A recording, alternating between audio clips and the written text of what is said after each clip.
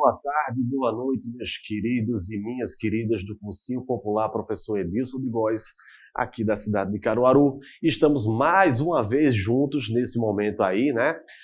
Claro, à distância, mas sempre tentando nos unificar cada vez mais. Eu sou o professor Danilo Farias, de Física, e vou te acompanhar nesse momento para que a gente possa ter o melhor aprendizado, o melhor entendimento em relação ao andamento dos conteúdos de física voltados para essa prova tão aguardada como a prova do Enem. Tu já deve saber, né?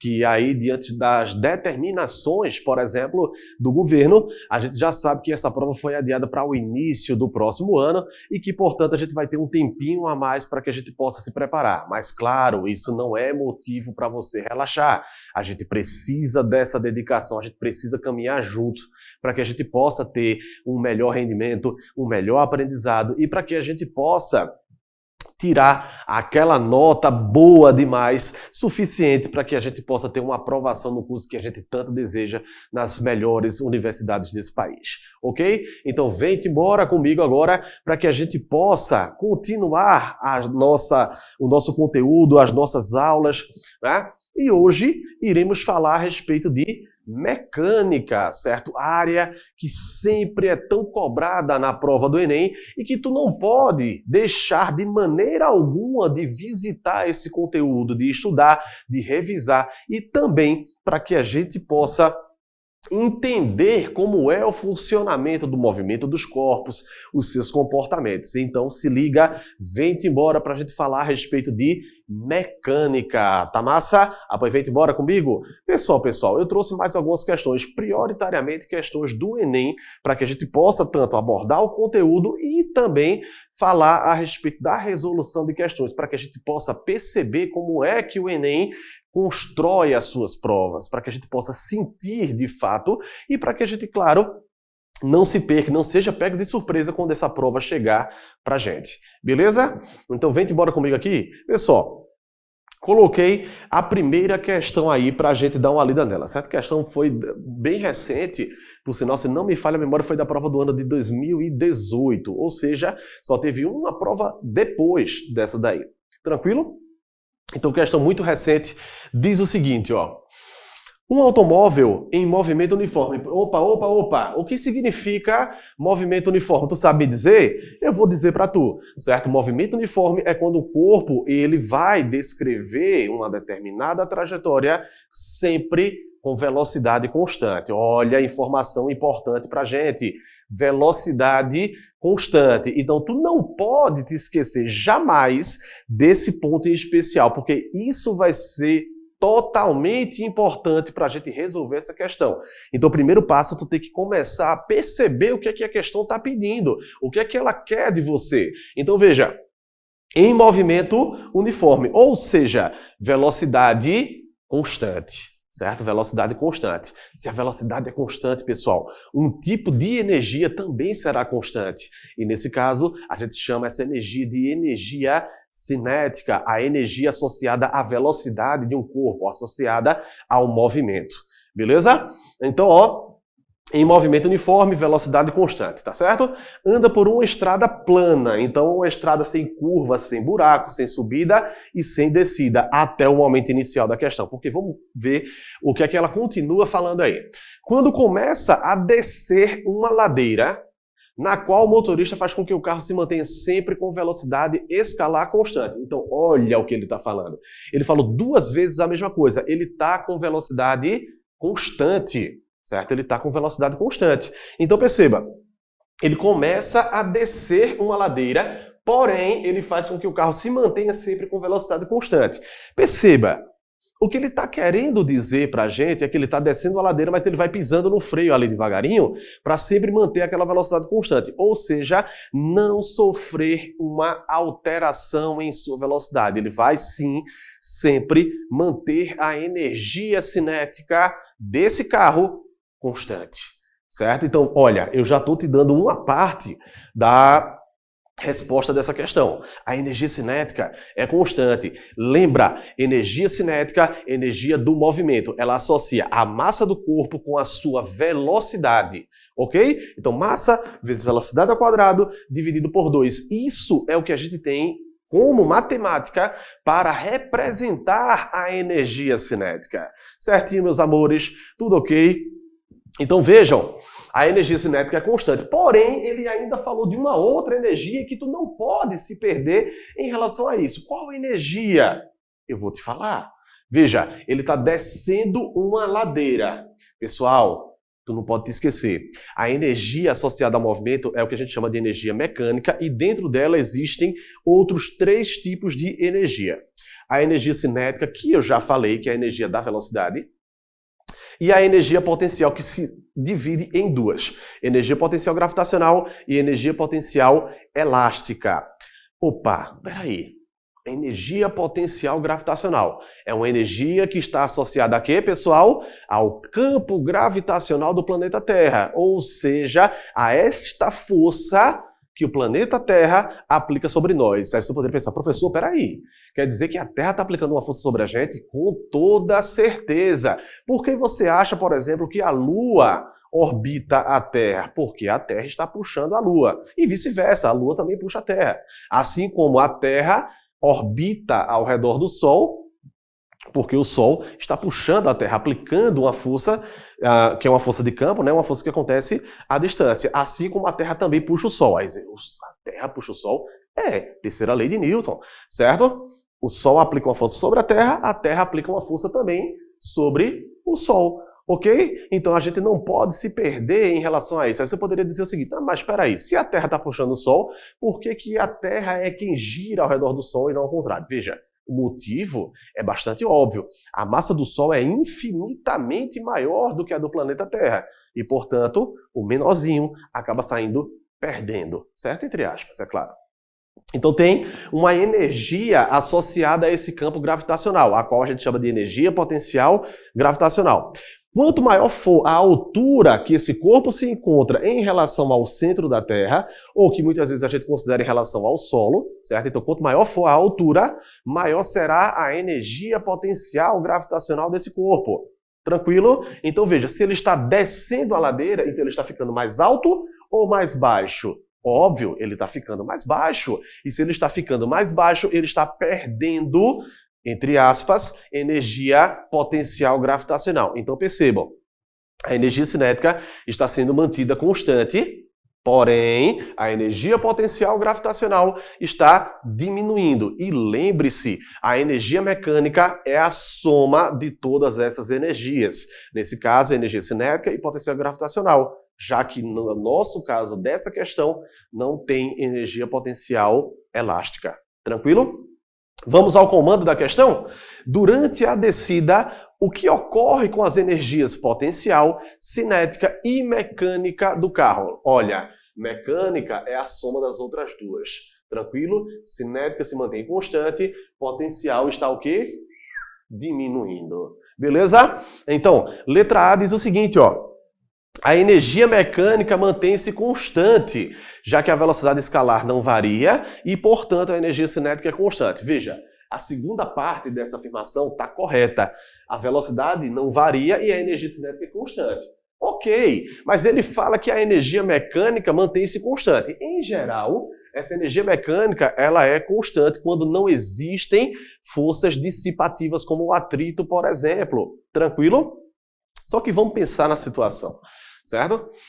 Essa energia ela só é mantida constante quando não existem forças dissipativas. Isso significa que se houve uma variação para menos da energia potencial, a energia mecânica ela vai o quê? Diminuir. Opa, então tem força dissipativa. Mas ele não falou na questão. E nem precisa. Se ele está descendo uma ladeira, mantendo a velocidade constante, é porque ele está freando. E se ele está freando, ele está aplicando uma força de atrito. Beleza? A letra A é falsa.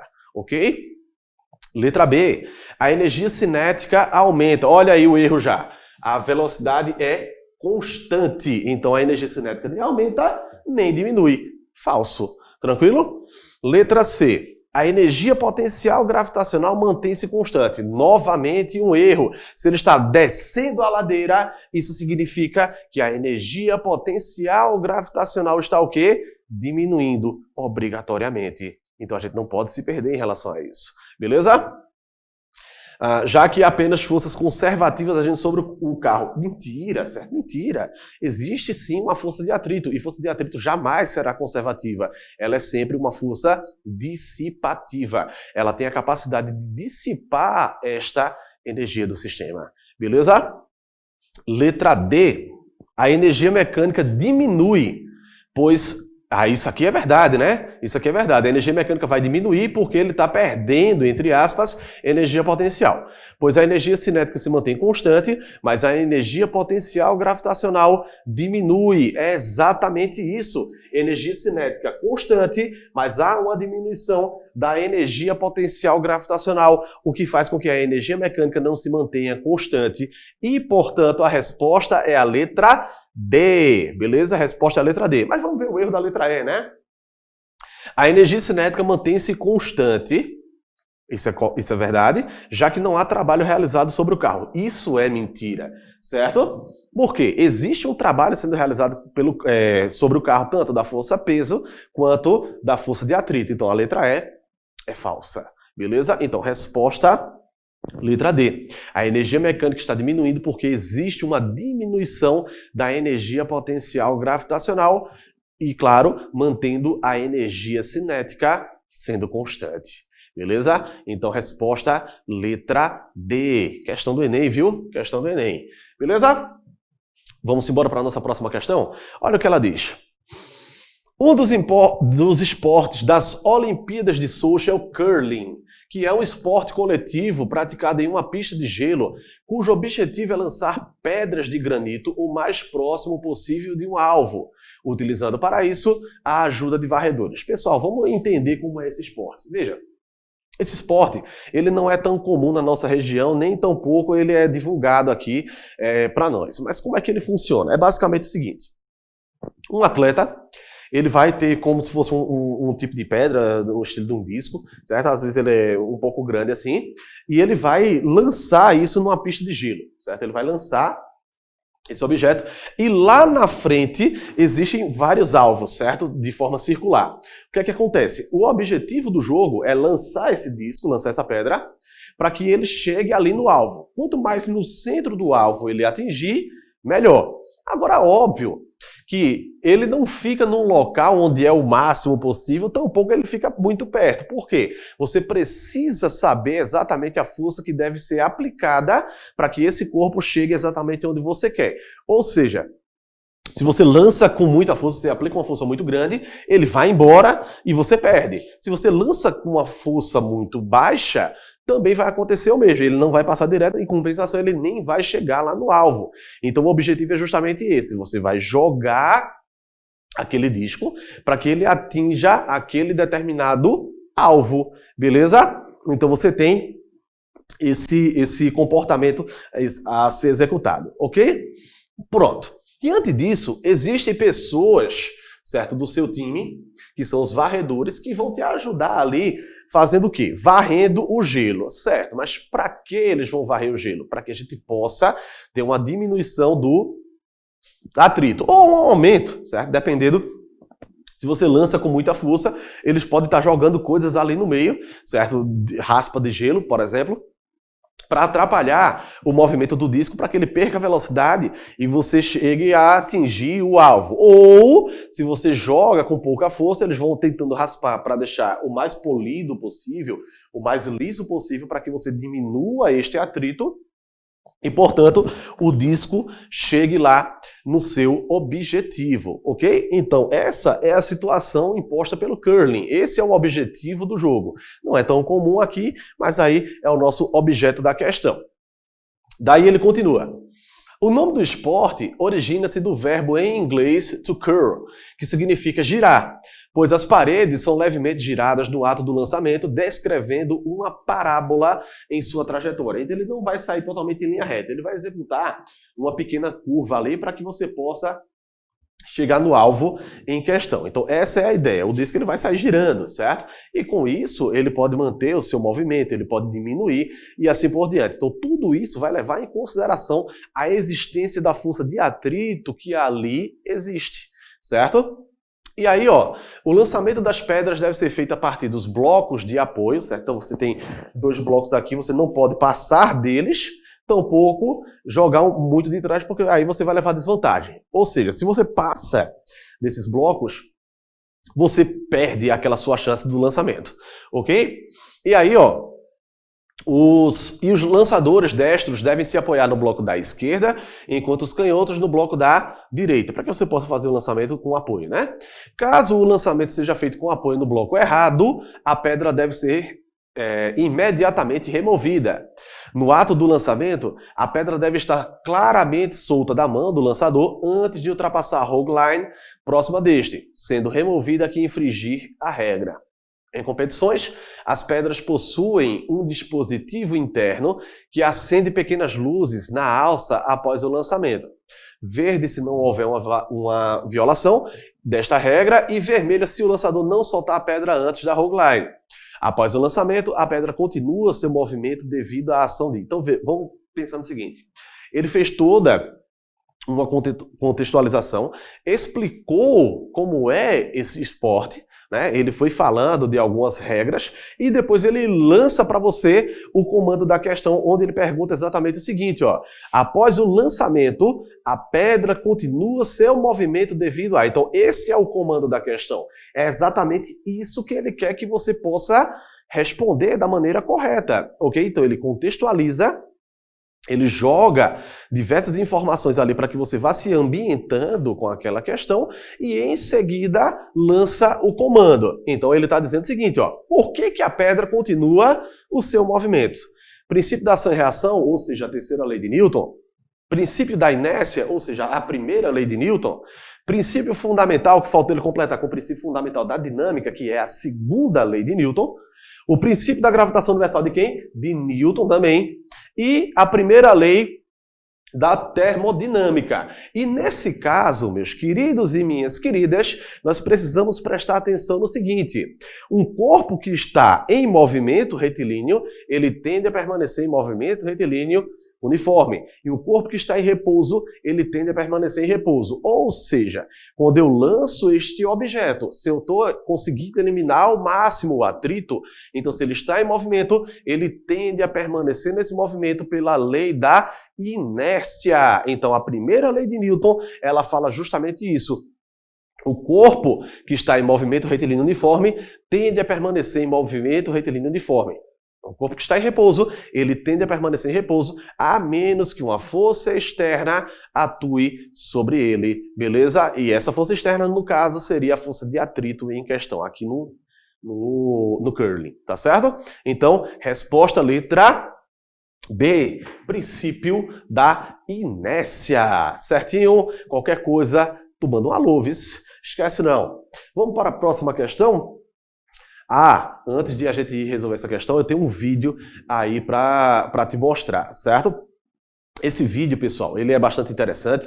Ele mostra um experimento, certo? Ele mostra um experimento que foi feito aí numa câmara de vácuo, onde, né, ele mostra um efeito bastante interessante. Vamos ficar de olho aí, certo? Pessoal,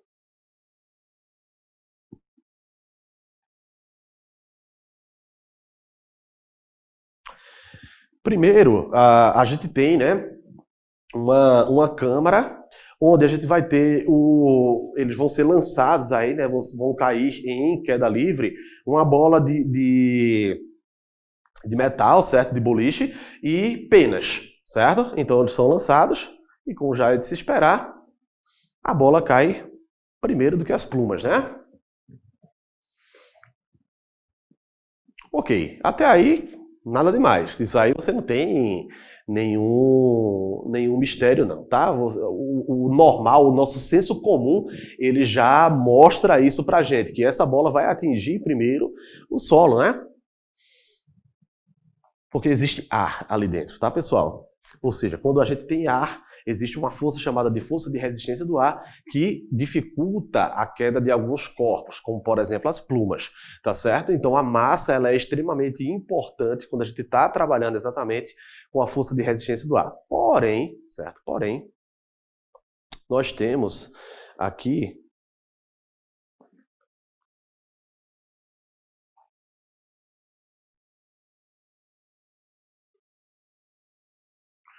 Agora, a partir desse momento, essa câmara será fechada, certo? Ninguém pode ficar lá dentro, né? Porque vai ser retirado o oxigênio de lá, certo? Ou seja, eles vão retirar o oxigênio dessa câmara, ok? Eles vão retirar o oxigênio dessa câmara. E aí, vamos ver o que é que vai acontecer. Ou seja, agora a gente não tem mais ar lá dentro.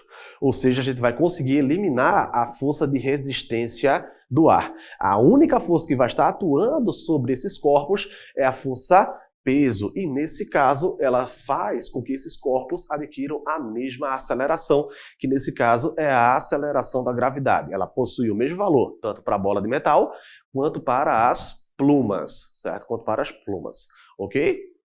Então, novamente é feito o lançamento sem ar ali dentro e agora vejam o que vai acontecer. Como a natureza é belíssima.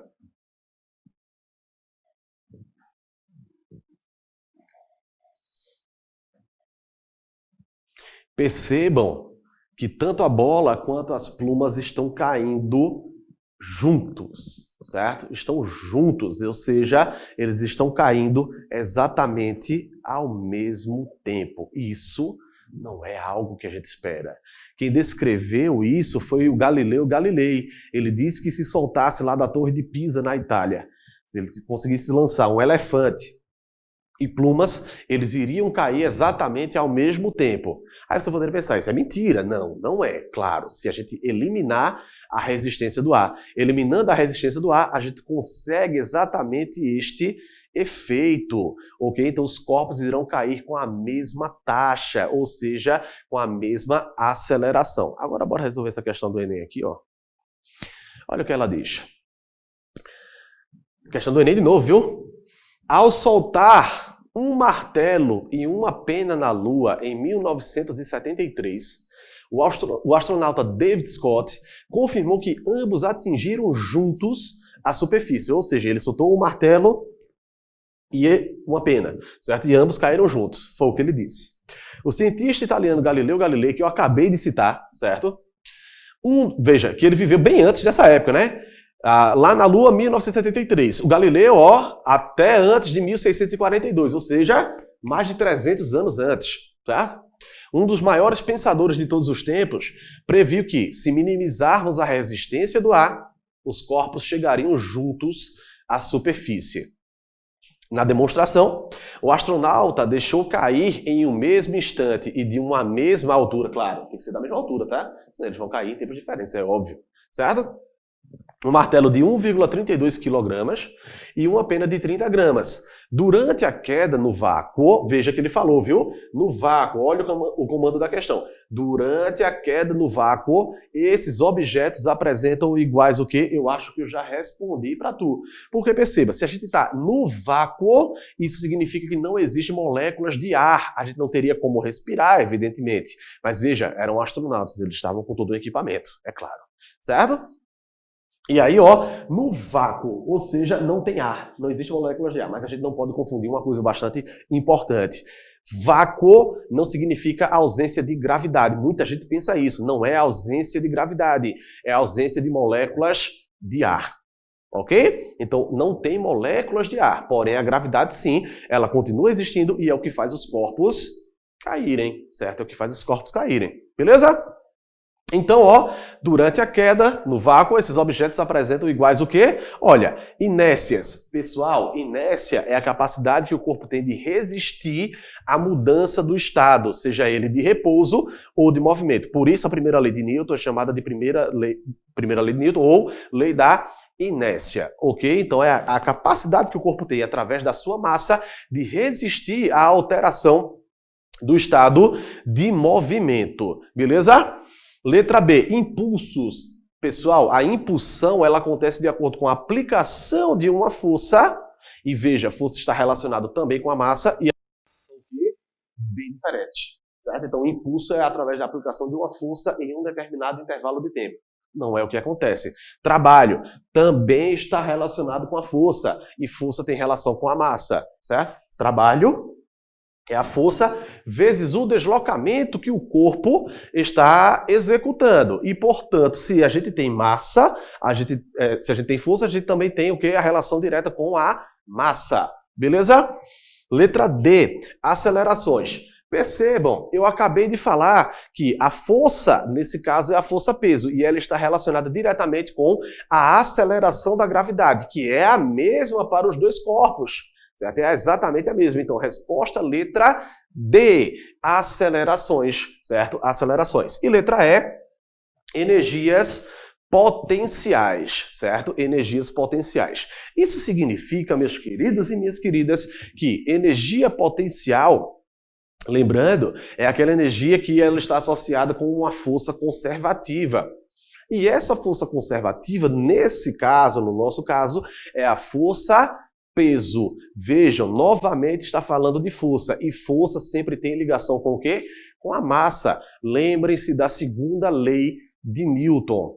Força resultante é igual a massa vezes a aceleração do corpo. Se nós estamos falando que as massas desses dois corpos são diferentes, evidentemente que a força aplicada sobre esses corpos também será o quê? Diferentes, certo? Então essas forças estão associadas diretamente com a existência da massa desses corpos, certo? Com a existência da massa desses corpos. E percebam, a energia potencial, que no nosso caso não existe uma energia potencial elástica, ela é uma energia potencial gravitacional, certo? A energia potencial gravitacional, ela está associada novamente à massa do corpo, à aceleração da gravidade e à altura. Percebam, a altura é a mesma, certo? A altura é a mesma. Ele falou, certo? Ele falou que os corpos foram deixados cair, certo? De uma mesma